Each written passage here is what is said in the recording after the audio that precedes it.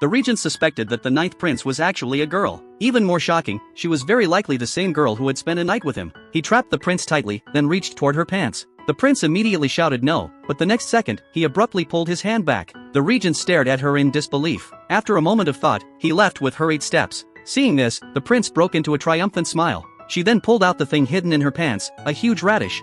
16 years earlier, a concubine had finally given birth to a royal heir, but her maid discovered in horror that the baby wasn't breathing. Trembling, the concubine ordered the maid to find a new baby to pass off as her own. However, she soon discovered that this new baby was actually a girl. Before she could fly into a rage, the emperor's arrival was announced. Desperate to secure her status, the concubine decided to conceal the truth and claim she had given birth to a prince. From then on, the girl grew up disguised as a boy, playing the role of the ninth prince. On this day, she learned that the regent had returned to the palace, and he had brought back a stunning beauty. Curious, the girl decided to sneak a peek at this beauty, but she didn't expect that the regent was bathing, and he caught her peeking on the spot.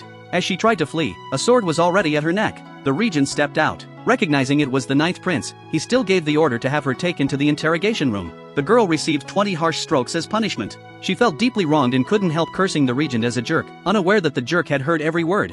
The girl quickly changed her attitude and begged for forgiveness, but the regent only took out the pillow hidden under her clothes, then demanded the punishment be counted again from the start. Without the pillow for cushioning, the girl cried out in pain. Furious, she swore that once she became crown prince, her first act would be to steal the regent's wife. Later, the girl complained to the concubine that she no longer wanted to live disguised as a man. Though she felt sorry, the concubine warned her to give up that thought. If the emperor found out about the deception, they would be executed immediately. The girl felt disheartened. She didn't want to live pretending to be a man for a lifetime. Seeing this, the concubine suggested the girl strive to become emperor, so she could pardon herself. The girl only thought it would be better to pretend for a lifetime. She then decided to avoid the terrifying regent from then on. But one day, while she was on the road, he suddenly covered her mouth and dragged her to a corner to hide. The guards were searching nearby for the escaped assassin, and then the girl was taken to the regent's palace. However, she noticed that something was very strange about the regent, because he didn't even recognize who she was, and kept leaning far too close. She struggled to break free, but her hair accidentally came loose. The girl stared at the regent in panic, only to find he still didn't recognize her and leaned in once more.